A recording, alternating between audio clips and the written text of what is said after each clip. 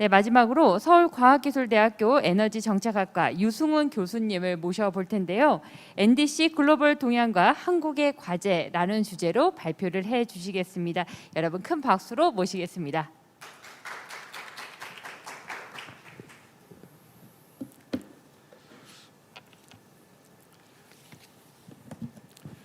네, 안녕하십니까. 방금 소개받은 서울과학기술대학교 유승훈입니다. 저는 하여튼 NDC에 대해서 먼저 말씀을 드리고 우리의 과제가 무엇인지 말씀드리는 순서로 진행을 하겠습니다. 일단 우리나라에서는 작년 말에 이제 탄소 중립 선언을 했고 그거 관련된 글로벌 동향, 또 우리의 골자, 그리고 탄소 중립에 해당되는 연도가 2050년이기 때문에 그 2050년으로 가기 위한 중간 경로로서의 2030년 온실가스 감축 목표를 의미하는 NDC에 대해서 말씀을 드리겠고요. 그러면 우리가 이제 NDC와 관련된 현재 논의 동향이 어떤지 마지막으로 과제를 말씀드리겠습니다. 현재 전 세계 196개 국가 중에서 133개 국가가 탄소 중립을 선언을 했습니다. 이미 수리남과 부탄은 수력 발전이 아주 풍부해서 탄소 중립이 달성이 됐고요. 그리고 여러 나라들이 법제화까지도 마친 상황입니다. 우리나라는 입법화가 추진되다가 지난 8월 31일에 드디어 국회에서 법이 통과되면서 우리도 전 세계에서 14번째로 법제화를 한 나라가 되었습니다. 이와 관련해서 올해 5월 달에 IEA, 즉 세계 에너지 기구에서는 각국이 2050년 탄소 중립으로 가기 위해서 어떤 경로를 가야 될지에 관해서 제언을 했는데요. 여기 이제 오른쪽에 있는 게 영문으로 돼 있다 보니까 요거를 이제 국문으로 번역한 표가 이렇게 됩니다. 이건 강제 사항이라기보다는 각국에 이제 권고를 한 건데, 예를 들어 가지고 맨 앞에 있는 2025년에 화석연료 보일러의 신규 판매 금지를 권고를 했습니다.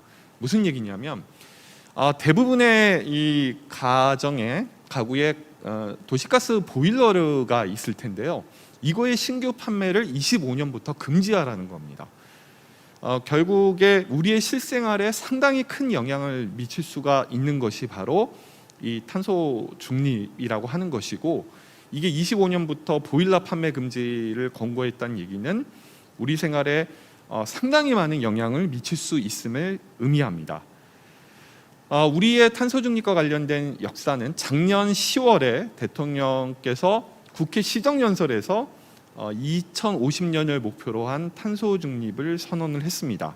그리고 12월에 추진 전략을 발표를 했고요.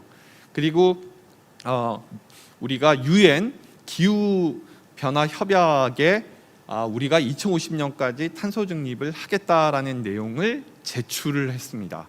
그리고 올해 4월에 탄소 중립 기술 혁신 추진 전략도 수립을 했고요. 지난 8월 4일에는 탄소 중립 위원회가 탄소 중립 시나리오 3개를 발표를 해서 지금 활발하게 논의가 되고 있습니다. 특히 삼안의 경우에는 2050년에 우리가 흔히 얘기하는 천연가스, 즉 도시가스까지도 완전히 퇴출시키는 굉장히 강력한 안으로 설정이 되어 있습니다. 그럼 향후 일정이 어떻게 되느냐? 현재 9월, 오늘이 8일입니다. 한 달 반 정도 남았습니다. 한 달 반 정도의 논의를 거쳐서 이제 10월 말에는 확정을 한 이후에 국무회의에서 의결을 거쳐서 11월에 열리는 제26차 기후변화협약 당사국 총회에 보고를 하는 일정으로 현재 논의가 진행이 되고 있습니다. 자, 그럼 우리나라에 있어서 2050 탄소 중립 선언의 의미를 살펴보면요, 이 그림을 보면 굉장히 명확합니다. 자, 2019년, 2020년 기준으로 온실가스 배출량을 보게 되면요, 우리는 저 위에 있습니다. 다른 이제 선진국들하고 달리 저 위에 있는데, 이제 2050년에 저걸 0으로 만들어야지 됩니다. 결국에는 우리는 굉장히 급속한 속도로 온실가스 감축을 해야 되는 것이고요.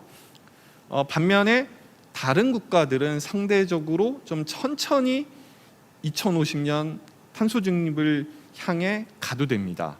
그래서 우리가 기존에 설정한 경로는 작년 12월에 유엔에 보고한 2030년 온실가스 감축 목표, 즉 NDC인데요.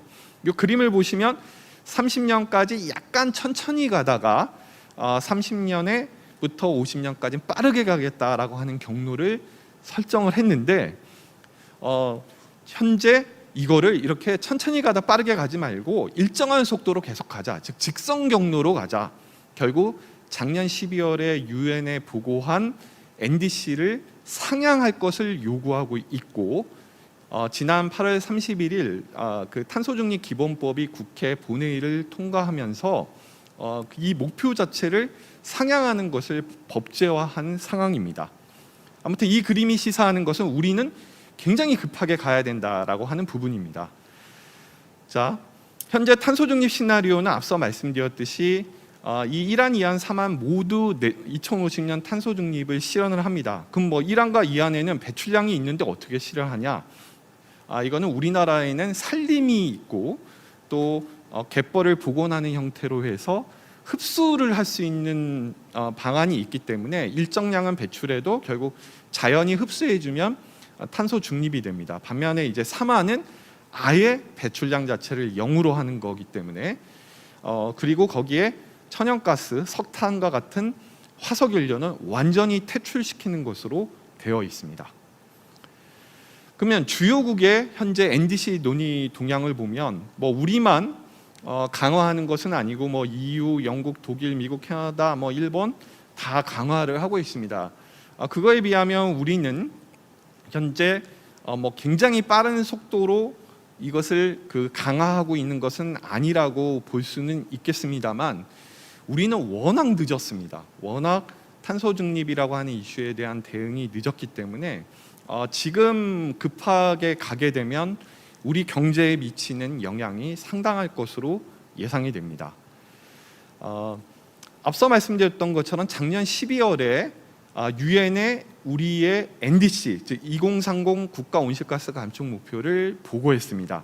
이게 그 내용입니다.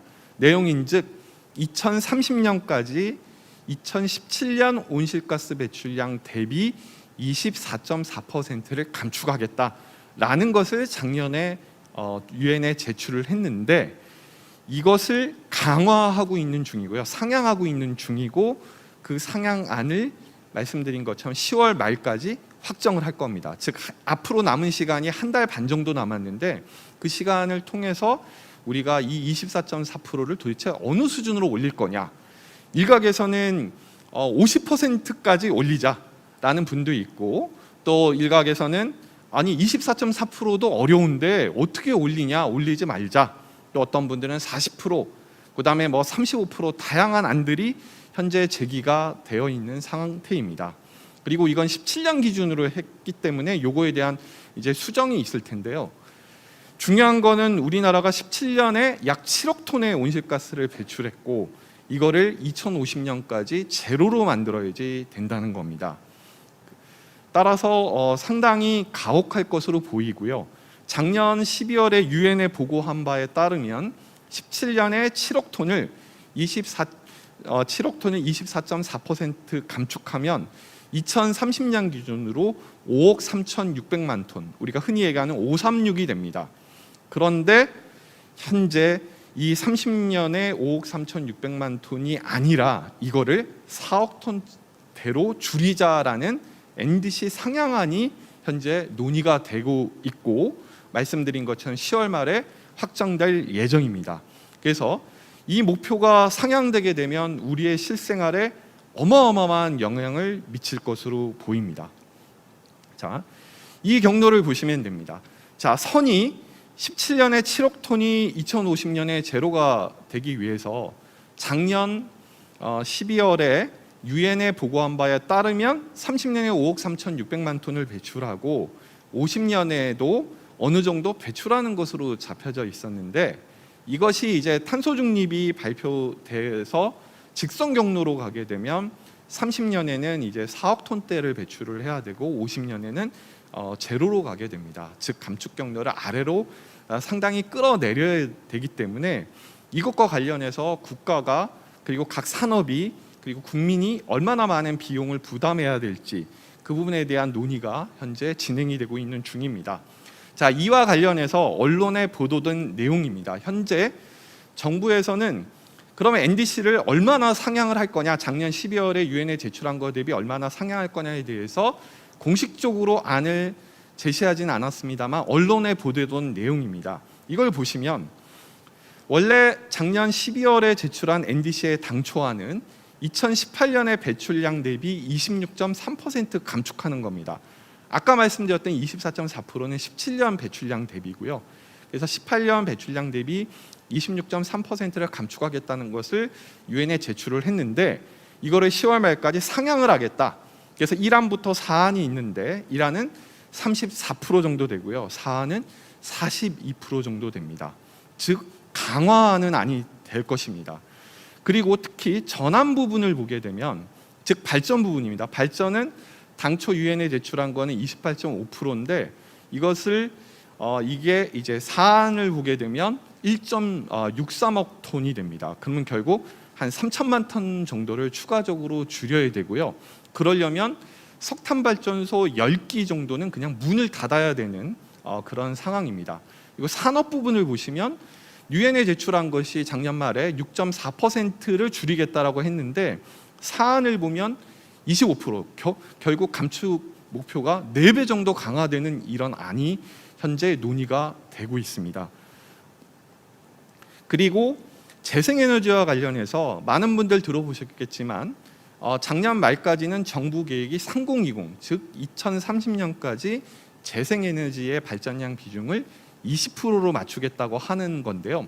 상당히 공격적인 목표였고 그 3020을 과연 달성할 수 있을지 여부에 대해서 많은 분들이 의문을 제기하고 있기도 했습니다. 그런데 10월 말에 확정될 NDC 상향안은 여기 보시는 것처럼 재생에너지 발전량 비중이 1안은 38.4%, 4안은 39.2%로 거의 2배, 즉 3040에 해당되는 숫자로 현재 논의가 되고 있습니다. 즉 당초 설정한 공격적 목표보다 2배 이상 강화하는 것으로 되어 있기 때문에 앞으로 벌어질 상황은 결국에는 전기 요금의 급격한 인상, 그리고 그로 인한 어떤 수출 제품의 산업 경쟁력 약화, 그리고 우리가 평소에 구매하는 여러 가지 제품들의 가격 상승, 이런 것들이 초래될 것으로 예상이 됩니다. 당연히 온실가스를 줄이기 위해서는 우리가 고통을 감내할 수밖에 없는 상황이 될 것입니다. 그래서 이 내용이 정말 이대로 10월 말에 확정이 될 것이냐, 아니면 사회적 논의를 통해서 너무 이 목표가 과하기 때문에 조정을 할 거냐, 그것은 결국 산업계 입장, 또 국민들의 입장, 정부의 어떤 국민들에 대한 의견 수렴, 이런 걸 통해서 최종 결정될 것으로 보입니다만 현재의 분위기로 봐서는 아마 거의 그대로 확정이 되지 않을까라고 판단이 됩니다. 그래서 현재 진행 사항을 앞서 말씀을 쭉 드렸었는데요. 이 2050년 탄소 중립은 사실 먼 미래의 일입니다. 반면에 2030년 NDC는 앞으로 한 8년 조금 넘게 남았습니다. 즉 우리의 생활에 상당히 큰 영향을 미칠 사안입니다. 이제 그럼에도 불구하고 많은 국민과 기업들은 NDC가 뭔지도 모릅니다. 들어보지도 못한 분들이 많고, 이런 상황에서 국회나 일부 정부 부처 위주로 이런 논의가 진행되고 있는 것은 아쉬운 부분이 있습니다. 즉 국민 전체적인 논의를 통해서 이 상향안에 담긴 숫자를 확정을 해야 하는데 지금은 좀 국회에서 일사천리로 이 법이 통과가 되고 숫자가 좀 박히고 있는 상황이기 때문에 우려되는 부분들이 없지 않습니다. 그래서 남은 1년 남은 한 달 반 동안의 논의 동향을 지켜보면서 우리에게 충격이 너무 크지 않은 방향으로 NDC 상향 계획이 확정되기를 기대해야 되는 상황입니다. 그리고 우리의 과제에 대해서 이제 마지막으로 말씀을 드린다면 결국에 산업 부분에서 온실가스를 줄이고 또 발전 부분에서 줄이는 게 굉장히 중요합니다. 왜냐하면 우리나라 전체 온실가스 배출량의 73%는 이 산업 부분과 발전 부분, 즉 전환 부분에서 배출이 되고 있습니다. 특히 산업 부분은 온실가스를 줄이기가 굉장히 어렵습니다. 결국 전환 부분에서 줄여야 되는데 핵심 수단은 재생에너지를 늘리는 거죠. 그래서 우리가 독일을 보게 되면 독일은 이렇게 탄소 중립을 추진하는 과정에서 전기요금이 2000년 대비해서 한 2.5배 상승을 했습니다. 당연히 비싸고 좀 더 깨끗한 에너지를 쓰면 비용이 많이 드는 것은 이제 당연한 것이죠. 그리고 산업 부분에서는 어떤 영향이 있을 거냐? 결국에는 국내에서 생산량을 줄일 수밖에 없습니다.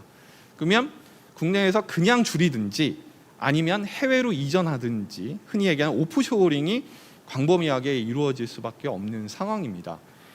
산업 부분의 감축은 그렇게 녹록하지 않기 때문이죠.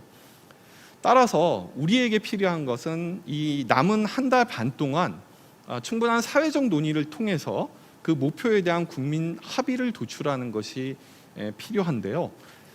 유럽의 경우에는 이 NDC를 강화하면서 어떻게 했느냐? 향후 2년 동안 충분한 의견을 수렴해서 수치를 확정짓겠다라고 발표를 최근에 했습니다.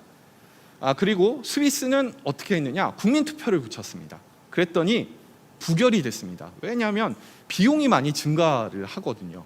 그래서 우리는 그냥 비용 증가는 못 받아들이겠다 이래서 반대가 절반이 넘어서 그게 부결된 바가 있고요. 근데 우리는 아쉬운 거는 이렇게 EU나 스위스와 같이 사회적 논의가 활발하게 진행되질 못하고 그냥 일부 분들 위주로 논의가 되고 그것이 법제화되고 그것이 국민들에게 이렇게 전달되는 이런 상황입니다. 예를 들어서 전기요금 같은 경우도 엄청 오를 수밖에 없는 상황인데 오히려 올해 초에 전기요금은 3원 인하를 했습니다. 결국에는 이 탄소 중립을 꾀하기 위한 비용 이런 것들에 대한 그 반영 내지는 그 비용 부담에 대한 사회적 합의에 대한 논의보다는 오히려 전기요금을 인하함으로써 이렇게 탄소 중립으로 가기 위한 경로의 지장을 어떻게 보면 초래하는 이런 일까지도 벌어진 상황입니다. 그리고 또 중요한 것은 결국 산업 부분에서 엄청나게 줄여야 되고요. 산업 부분의 간축 목표가 아까 보셨듯이 4배까지 강화되는데 그럼 우리의 기업들은 어떻게 대응할 수 있느냐? 예를 들면 주요 국가기관 산업, 철강, 정유, 석유화학 산업은요. 생산량이 세계에 그냥 손가락 안에 듭니다. 4위, 5위, 6위 이렇게 되는데 특히 정유 쪽의 석유 제품은 우리의 수출액이 4위, 5위 정도입니다. 세계에서 석유는 안 나지만 이런 산업들이 이제 탄소 중립을 추진하다 보면 역사의 뒤안길로 사라져야지 됩니다. 그러면 그것이 뭘 의미하느냐? 일자리가 없어짐을 의미할 수 있습니다. 따라서 이와 같은 변화에 대해서 국민들의 합의도 필요하고요. 그리고 이런 전환이 이렇게 국내의 생산을 줄이는 형태가 아닌 한국형 탄소 중립 경로가 될 수 있도록 사회적 논의를 해야 될 것입니다. 그리고 우리가 이렇게 태양광 발전이나 풍력 발전이 대규모로 늘어나게 되면 결국 전력 공급 시스템이 굉장히 불안정해집니다. 우리가 예를 들면 작년 여름에 캘리포니아 정전이 있었고요. 올해 겨울에는 텍사스에서 정전이 있었습니다. 결국 우리는 충분한 예비 자원을 확보를 해야 되는데 재생에너지 증가에 맞춰서 기존의 화석연료 발전소를 다 퇴출을 시키게 되면 결국에는 비상시에 대비가 어려운 부분이 있다는 겁니다. 따라서 재생에너지는 늘리더라도 안정적인 전력 공급이 가능한 예비 자원을 충분히 확보하는 조치 또한 필요할 것입니다. 그리고 중요한 거, 일자리를 지키는 대통령께서 천명하신 공정한 전환이 돼야 된다는 겁니다. 그리고 우리에게 나름대로 소중한 자산일 수 있는 석탄 발전소를 다 뜯어낼 거냐 아니면 비상시에 대비해서 예비군으로 활용할 거냐를 결정을 해야 되고요. 또 마지막으로는 재생에너지 늘리는 건 좋지만 태양광 확대는 중국에만 도움이 되고 있고 풍력 확대는 유럽에 도움이 되고 있고 연료전지 확대는 미국에 도움이 되면서 국내 일자리에는 도움이 안 되는 상황입니다. 따라서 철저하게 우리의 일자리를 만들 수 있고 국익에 기여할 수 있는 형태의 전략을 마련하면서 재생에너지를 늘리는 것이 필요하다고 판단됩니다. 네, 이상 경청해 주셔서 대단히 감사합니다. 네, 감사합니다. 유승훈 교수님, 국내 측면을 모두 고려한 NDC 방향성 잘 들었습니다. 교수님의 말씀을 듣고 나니까 더 많은 논의 그리고 고민 합의가 필요할 것 같다라는 생각이 드는데요. 한 가지 질문을 드려보겠습니다. 세계 에너지 기구에서 발표한 넷제로 바이 2050 보고서를 소개해 주셨죠. 그런데 그곳의 로드맵을 우리 회원국들이 모두 준수할 것을 요구하는 것인지, 그렇다면 2025년도에 가스보일러 신규 판매 금지를 제안을 했는데요. 우리 입장에서는 굉장히 좀 당황스러울 것 같아요. 어떻게 보시나요? 네, 한 가지 점은 굉장히 분명합니다. IEA에서 그 감축 경로를 제한을 하면서 덧붙인 게 뭐냐면 이거대로 꼭 하라는 게 아니다. 각국의 실정에 맞는 탄소 중립 경로를 만들어야 된다. 즉 우리나라처럼 산업 구조가 여의치 않은 경우에는 처음엔 좀 천천히 가다가 나중에 빨리 가는 이런 형태를 취해도 된다는 겁니다. 예를 들면 가스보일러 같은 경우에 우리의 경동, 그다음 귀뚜라미, 여기는 해외 수출도 엄청나게 하고 국내 산업 기반이 탄탄하거든요. 이런 기업들을 그냥 문 닫게 할 수는 없다는 겁니다. 따라서 한국에 맞는 한국형 탄소 중립 경로를 만드는 작업을 지금부터 시작을 해야 할 것이고, 그것이 바로 진정으로 세계 에너지 기구가 권고하는 바이기도 합니다. 네, 감사합니다. 탄소 중립 아직 개념이 자리 잡지 못한 이 시기에 갈 길이 멀어 보이지만 교수님 말씀처럼 모두가 함께하는 노력이 필요할 것 같습니다. 유승훈 교수님 다시 한번 감사드립니다. 여러분 큰 박수 부탁드릴게요. 네, 여러분 수고해 주신 한국조세재정연구원 정재현 연구위원님, 자본시장연구원 이상우 연구위원님, 그리고 서울과학기술대학교 유승훈 교수님께 다시 한번 감사의 말씀을 전하겠습니다. 이것으로 2021 글로벌 ESG 포럼을 모두 마치도록 하겠습니다. 현장에서 그리고 지금 라이브를 통해서 함께해 주고 계시는 여러분 대단히 고맙습니다. 다음 행사에도 알찬 준비로 여러분과 다시 한번 만나 뵙겠습니다. 지금까지 아나운서 이지영이었습니다. 감사합니다.